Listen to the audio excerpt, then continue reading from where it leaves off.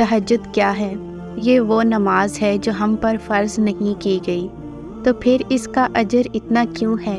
آپ نے کبھی یہ سوچا ہے؟ اس کا اجر اس لیے ہے کیونکہ اس کا پیغام نہیں آتا، اس کے لیے خود اٹھا جاتا ہے۔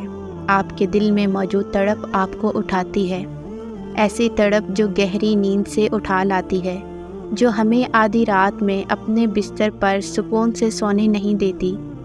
اور اس تڑپ کے ساتھ جب بندہ اپنے رب کے حضور اپنی پیشانی زمین پر رکھتا ہے تو اس کا وہ سجدہ اسے فرش سے عرش پر لے جاتا ہے۔ بندہ اپنے رب کے سب سے قریب ہوتا ہے۔ اس وقت بندے کا بہایا ہوا ہر آنسو آنکھ سے بہتا ہے اور سکون دل میں اتار دیا جاتا ہے، ہر تکلیف ہوا میں کھو سی جاتی ہے۔ اس وقت رب اتنا قریب محسوس ہوتا ہے کہ لگتا ہے بس وہ ہمیں ہی سن رہا ہے۔ وہ ہمارے اندر ایک ایسا یقین پیدا کر دیتا ہے کہ اس نے ہماری ہر مانگی ہوئی دعا کو قبول کر لیا ہے اور ہماری ہر خواہش کو صحیح وقت پر پورا کر دے گا۔ تہجد کا وقت خدا کی محبت کا عروج ہوتا ہے۔ تہجد بہت خاص ہوتی ہے۔ تہجد وہ نماز ہے جس میں انسان رات کے اندھیرے میں اپنے اللہ سے ملاقات کرتا ہے۔ وہ نیند سے بیدار ہو کر اپنے رب کے آگے جھکتا ہے، مگر ضروری تو نہیں کوئی تہجد پڑھتا ہو تو محبوب کی محبت ہی مانگتا ہو، کیونکہ وہ جو رب ہے نا، اس کی محبت میں بڑا سکون ہے۔ اور تہجد کی توفیق بھی جناب انہی کو ملتی ہے جنہیں اللہ کو راضی کرنا ہوتا ہے۔ تہجد کے وقت کا سکون صرف وہی سمجھ سکتا ہے جس نے تہجد میں اللہ سے باتیں کی ہوں، جس نے تہجد کی نماز میں بھی دنیا کی محبت نہیں اللہ کی محبت مانگی ہو۔ تہجد وہ نماز ہوتی ہے جو ہمیں ہمارے اللہ کے بہت قریب کر دیتی ہے، اور تہجد میں مانگی گئی دعاؤں پر کن فیکون کی بارش ہوتی ہے۔ جب بندہ گڑ گڑا کر اپنے رب سے دعا کرتا ہے تب اللہ بھی دعاؤں پر کن کہہ دیتا ہے۔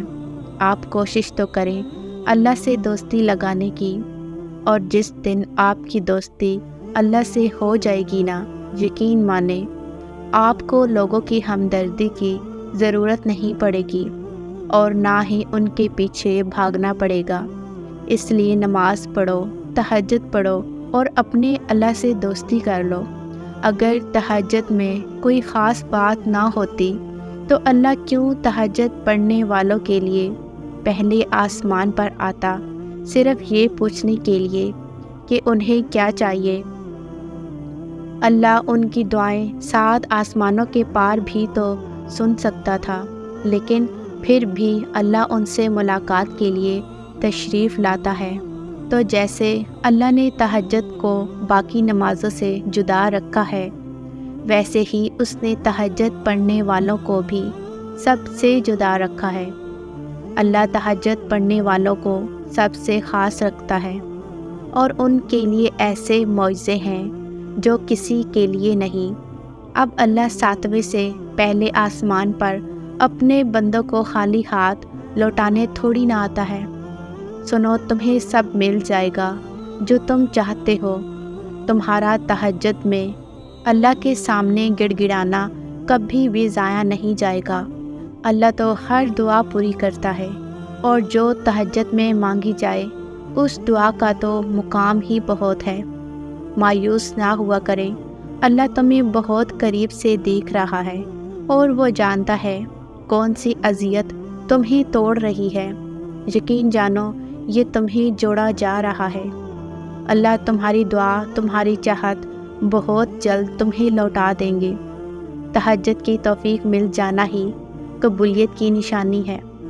تہجد کی دعائیں جب نصیب کے روبرو آ کھڑی ہو جاتی ہیں تب کچھ بھی ناممکن نہیں رہتا، تب 4 طرف کن کی صدائیں گونجتی ہیں۔ تہجد کا خاموش سجدہ اور زار زار بہتے ہوئے آنسو اللہ کبھی بھی ضائع نہیں کرتا۔ جو کہانی تہجد تک پہنچ جاتی ہے پھر وہ ادھوری نہیں رہ سکتی۔ چاہت سے نصیب تک کا جو فاصلہ ہے وہ بس ایک دعا کا ہے۔ تہجد میں بہنے والا آنسو اللہ سے کن کہنے کی سفارش کرتا ہے، اور اگر تمہارے نصیب میں بہتر ہوا تو تمہاری تہجد کی دعاؤں کی وجہ سے تمہیں وہ جلد حاصل ہو جائے گا جس کا تمہیں انتظار ہے، جس کے لیے تم روتے ہو، جس کے لیے تم راتوں کو اٹھ اٹھ کر دعائیں مانگتے ہو۔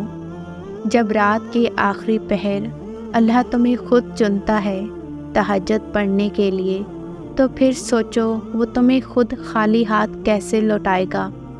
اس لیے جب بھی رات کے آخری پہر آنکھ کھلے تو اسے بے وجہ مت سمجھنا، اس کا مطلب اللہ تمہیں تہجد میں ملاقات کرنا چاہتا ہے۔ جو دکھ رات کو سونے نہ دیں ان دکھوں کا مرہم تہجد کے سجدے میں ہے۔ جن تکلیفوں کا علاج کہیں نہیں، ان تکلیفوں کا علاج تہجد کے سجدے میں ہے۔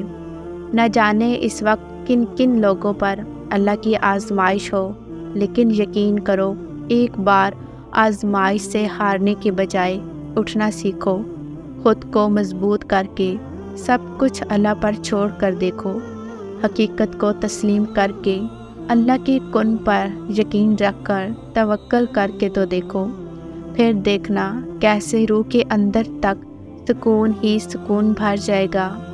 صبر کرو، یقین رکھو، سب ٹھیک ہو جائے گا اور سب ٹھیک ہوگا۔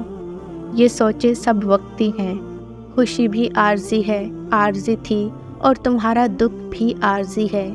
آگے ایک نیا سفر منتظر ہے، آگے خوشیاں منتظر ہیں تمہاری۔ سورۃ بقرہ میں اللہ تعالیٰ فرماتا ہے، صبر اور نماز سے مدد حاصل کرو۔ تو دیکھو جب کوئی ایسی آزمائش آ جائے کہ کوئی راستہ نظر نہ آ رہا ہو، آپ کو حق پر ہوتے ہوئے بھی مشکلات کا سامنا کرنا پڑے، تو ایسے میں اپنے اللہ پر یقین اور پختہ کر لینا، فوراً اٹھنا، وضو کرنا، نماز ادا کرنا اور اللہ سے مدد مانگنا کہ اللہ آپ تو جانتے ہیں میں سب کچھ چھوڑ کر صرف آپ کے لیے یہاں تک آیا ہوں، اب مجھے ثابت قدم رکھنا، مجھے اپنے نفس کے حوالے نہ کرنا، مجھے شیطان کے وسوسوں سے بچا لینا، میں ماضی کے گناہ میں پھر پڑنا نہیں چاہتا۔ پھر دیکھنا اللہ کیسے تمہاری مدد کرتا ہے، کیونکہ یہ تو صرف تمہاری یقین کی آزمائش تھی۔ تم تو خوش نصیب ہو کہ اس نے تمہیں ہدایت دی اور اپنے راستے کے لیے چنا۔ سارے دن سب کے لیے اچھے اور سب کے لیے برے نہیں ہوتے، نہ ہی اللہ ہر انسان کو ہر قسم کی تنگی دیتا ہے۔ کچھ چیزوں میں تنگی ہوتی ہے، کچھ میں آسانی۔ انسان پریشانیوں کی گنتی کرنے کا ماہر ہے، نعمتوں کا حساب کتاب رکھنا ہمیشہ بھول جاتا ہے۔ امام شافعی کہتے ہیں، آزمائش جب بہت تنگ ہو جاتی ہے تو پھر وہیں سے کھل جاتی ہے۔ نیند قربان کر کے جب روتی ہوئی آنکھیں اللہ کو مناتی ہیں، تب خواب حقیقت بن جاتے ہیں اور تعبیریں کن میں بدل جاتی ہیں۔ اس جہاں کے پار ایک مقام ہے جس کو عرش الہی کہتے ہیں، اور وہاں ہر صدا پہنچتی ہے، وہاں خاموش چیخیں سنی جاتی ہیں، وہاں ایک ایک پل، ایک ایک آنسو کا حساب رکھا جاتا ہے۔ تو تم پرسکون ہو جاؤ، وہاں زیادتی نہیں ہوتی۔ ہر آنکھ سے بڑھ کر دیکھنے والا تمہارا یہ حال دیکھ رہا ہے، وہ واقف ہے ہر اس ظلم سے جو دنیا نے تم پر کیا، وہ تمہیں اس کا اجر دے گا، اور ایسا دے گا کہ تم اپنی خوش نصیبی پر خود رشک کرو گے۔ وہ مہربان رب کچھ بھی نہیں بھولتا۔ اور کیا خبر یہ بس تکلیف کی آخری رات ہو، کیا خبر کہ اس کے بعد اس رب کے کرم کی برسات ہو۔ اللہ پر یقین رکھنے والے دعا مانگنے کو کبھی معمولی نہیں سمجھتے، وہ اللہ پر توکل رکھتے ہوئے ناممکن کو بھی مانگنا جاری رکھتے ہیں۔ تم جتنی پریشانیاں لوگوں کو بتاؤ گے تم اتنے ہی پریشان ہو جاؤ گے، اور جتنی پریشانیاں تم اپنے رب کو بتاؤ گے تم اتنے ہی خوشحال ہو جاؤ گے۔ تو پریشانیاں لوگوں کو نہیں بتاؤ، بلکہ ہمیشہ اپنے رب کو بتاؤ۔ صبر وہ سواری ہے جو کبھی اپنے مسافر کو گرنے نہیں دیتی، چاہے راستے کتنے ہی کٹھن کیوں نہ ہوں، کیونکہ تم جب سب ناممکن ہوتا دیکھ کر بھی صبر کرتے ہو نا، اصل میں تم معجزوں کی طرف ہی بڑھ رہے ہوتے ہو۔ اور جس کہانی کی وجہ سے تم تہجد تک پہنچ جاؤ، اس کہانی کو اللہ تعالیٰ کیسے ادھورا چھوڑ سکتا ہے؟